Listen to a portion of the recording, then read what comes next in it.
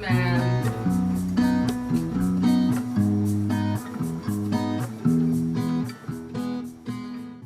Ay, hello ma'am. Good morning.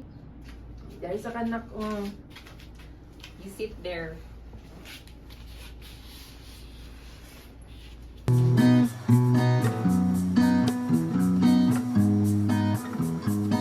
Good morning ma'am. Thank you kay nga ni Anhi kakaroon ka nang before ta mag-start sa atong activity. Kamusta man mo ni Ana?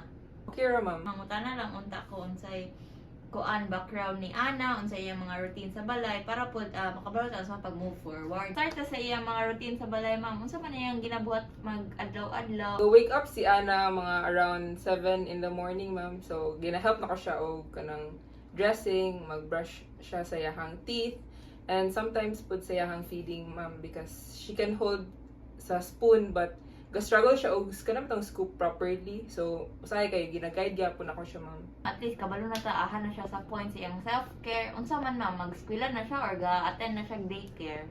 Yes, ma'am. Ga-go siya sa daycare every weekdays.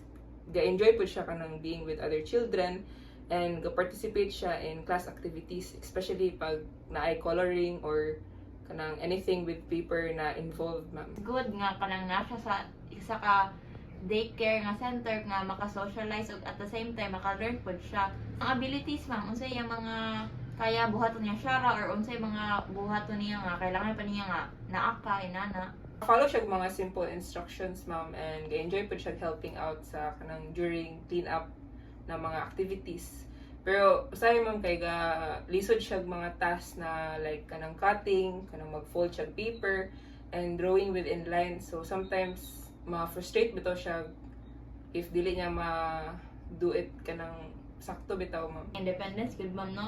Kabalo ta nga need pa gyapon siya assistance sa ubang activities. Unsa may mga sa iyang behavior ma'am na kay makita nga mga patterns nga dapat ta ma-aware? So most of the time, ma'am, kay si Ana kay malipayon siya and hilig po siya mag-socialize, but sometimes ma-distract siya easily and needs a little more time to complete activities.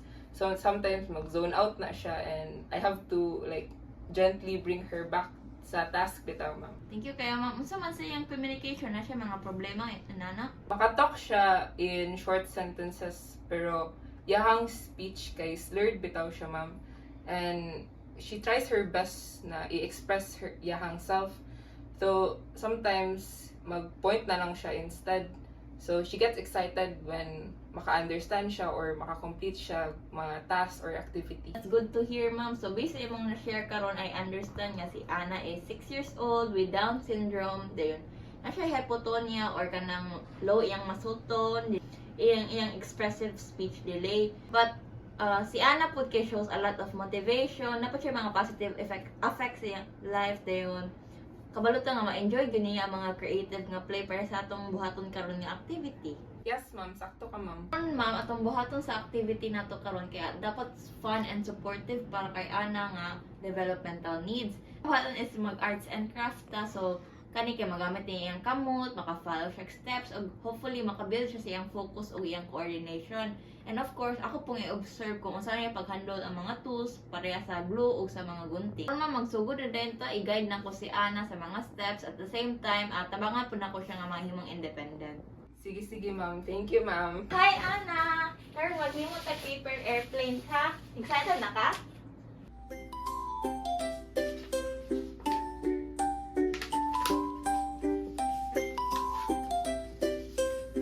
You're doing great, Ana. So, anaon na nato siya ha? Okay, try daw again. Okay, now the other side.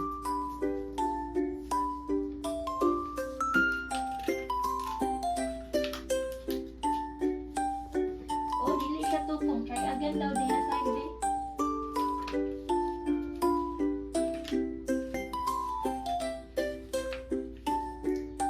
Good job!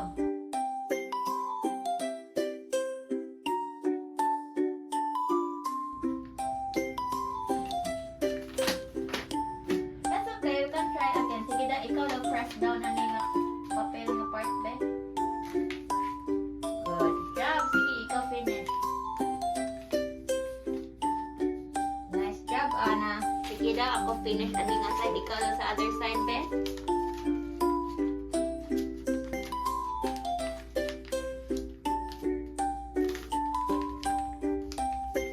Okay, great job, Ana. You did it by yourself. High five.